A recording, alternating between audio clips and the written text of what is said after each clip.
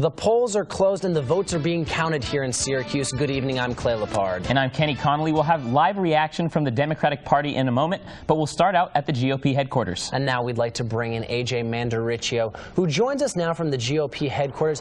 AJ, a lot of contests going on here for the GOP candidates, but the big one that seems to be standing out is auditor. Well, Clay, it is the biggest race so far this political season, the position of city auditor, and the Republicans say they have a good chance at it this year. Martin Masterpole is a Democrat running against Steve Kilmer, and Republican Chair Tom Dady said that he believes the Republicans have a great shot at getting that position.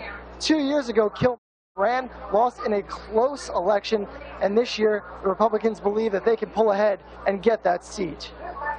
So, AJ, then, does that mean that this is sort of a upbeat mood going on? What is the feeling at the headquarters tonight?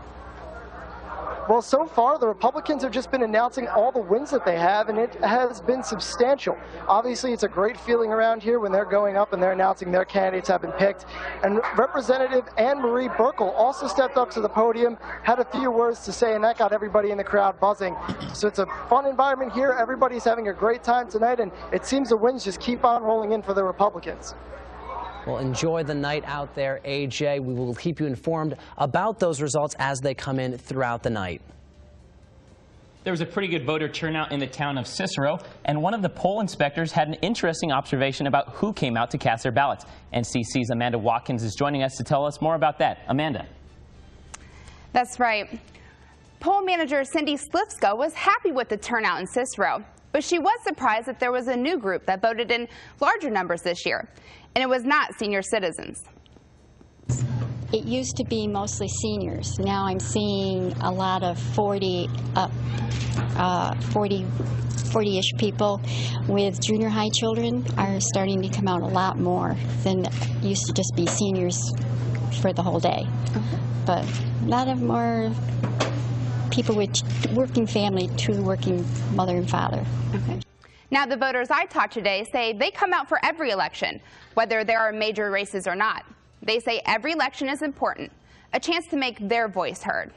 Thank you, Amanda. And now we have 130 reporters out in the field across the city and across the county tonight. We just saw AJ at the GOP headquarters, and you can follow us on Twitter.com or at Facebook.com. You'll see tons of photos out there. I was just looking earlier, and Steve Connolly apparently has arrived on the scene as well, as there were tons of tweets coming out from our reporters. So, well, this webisode is not, continuous.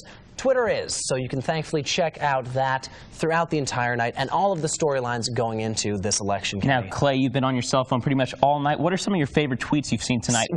One of the big things I've been noticing about this election is that people are bringing out their families for this. You see the mother and her son, latched on as she's voting in the polls, teaching the children. So this, while it was an off-year election, was one of the ones where you bring in the younger members to show them how it's done and how important it is to make that vote each time. Okay, we did have some great images tonight. Now we're going to head out actually to the Democratic Party with our reporter Sarah Wheeler. Now, Sarah, we saw a reaction from the GOP headquarters, and they were very excited. What is the atmosphere now at the Democratic Party? Things are just getting underway here, guys. In fact, they just started doing announcements here at the podium.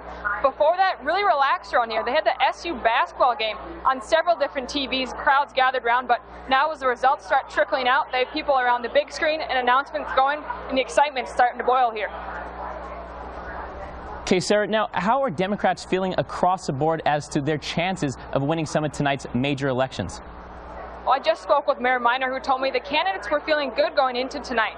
In fact, most of them didn't roll in here until about 9 o'clock, and as Mayor Minor told me, that's a good thing. That means they were working until the bitter end, and Mayor Minor also told me that herself, along with the candidates, are looking forward to eating a lot of other things besides chicken and pizza. That's been their diet the past couple months on the campaign trail. She says it'll be a relief once this is all over, guys. Reporting live at the Democratic headquarters, this is Sarah Wheeler for Democracy in Action. Back to you guys. All right, well, that does it for us here at Democracy in Action tonight. I'm LePard. And I'm Connolly. We've covered you for the last 6 hours, and we want to thank you for joining us for all 6 hours of our Democracy in Action coverage.